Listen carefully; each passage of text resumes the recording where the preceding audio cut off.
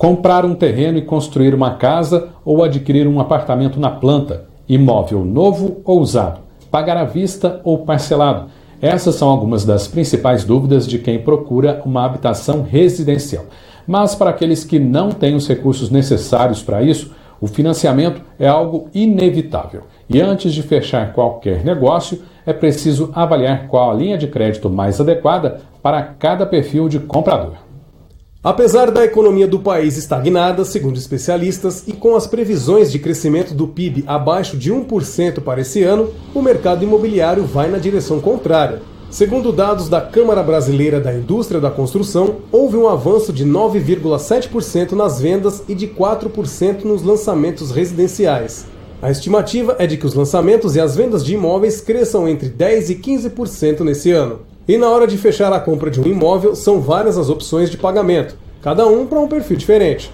Esse especialista explica as opções para adquirir um imóvel e qual é a melhor alternativa. Eu gosto de comparar a partir, como referência, da primeira opção, a melhor dela, que é você comprar à vista. Quer dizer, isso vai depender da sua capacidade de poupança, para poder comprar esse imóvel. Qual que é a vantagem?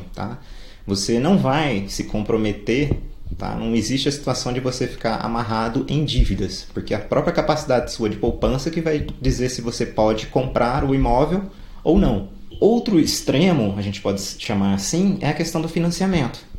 O financiamento, à medida que você olhou um imóvel, gostou, foi ao banco ou a outra instituição que vai te fornecer crédito e você conseguiu essa carta de crédito, automaticamente você já obtém a possibilidade de comprar o imóvel que você quer, Quer dizer, desde que esteja naquele valor, Agora, qual que é a desvantagem do financiamento? O financiamento, a taxa de juros é elevada. A gente a gente vive num país com as taxas de juros mais altas do mundo.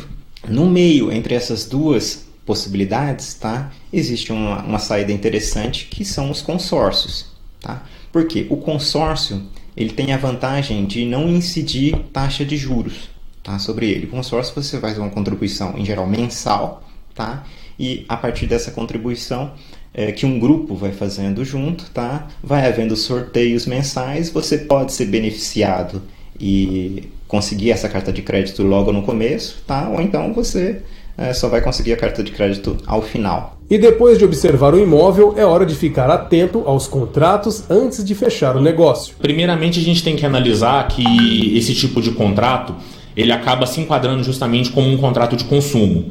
Consequentemente, são aplicáveis as normas do direito do consumidor a essas espécies de contrato. Então é muito importante que a pessoa, ao celebrar esse tipo de negócio, ela tenha conhecimento disso, porque uma série de benefícios previstos dentro do Código de Defesa do Consumidor são aplicáveis para ela. Dentre elas, a gente pode destacar o fato de que eventuais cláusulas que tenham algum conteúdo duvidoso, algum conteúdo que esteja de difícil interpretação, no momento de se fazer a interpretação desses conteúdos, essas interpretações vão ser feitas de forma favorável ao consumidor. Então é muito importante que eles tenham conhecimento desse fato. Com relação a eventuais entrelinhas, é sempre muito importante que haja uma análise prévia desse conteúdo do contrato, justamente para se evitar esse tipo de surpresa. O advogado lembra que o mutuário está protegido pelo Código de Defesa do Consumidor. Na situação de contratos de alienação fiduciária, essa possibilidade de arrependimento ela é um pouquinho mais complexa de se abordar. Mas, por exemplo, quando a gente fala de contratos de consórcio para aquisição de imóveis, é plenamente possível haver esse arrependimento, desde que o consumidor faça uma comunicação prévia para a consorciada, informe seu desinteresse em prosseguir com o contrato. Ele vai, a partir dali, então, deixar de pagar as parcelas desse consórcio e, no momento em que ele for contemplado, que aí, muito embora haja o cancelamento da participação dele, na hora que a cota dele for sorteada, vai haver o abatimento dos valores pagos a título de taxa de administração de consórcio e a multa pela quebra do contrato. O valor remanescente pode ser devolvido ao consumidor. Imóvel encontrado, modalidade de pagamento escolhido, é hora de bater o martelo. E se alguma coisa não for cumprida no contrato por parte do vendedor, o consumidor deve procurar um advogado. É muito interessante que o consumidor procure um advogado para que ele possa analisar o conteúdo daquele contrato e verifique exatamente o que está previsto, porque às vezes pode ser que tenha sido feita uma negociação com o consumidor e na prática tenha sido entregue algo que não foi aquilo que foi prometido ao consumidor. Então, sendo feita essa análise por intermédio de um advogado, existe uma chance de que isso possa ser discutido judicialmente.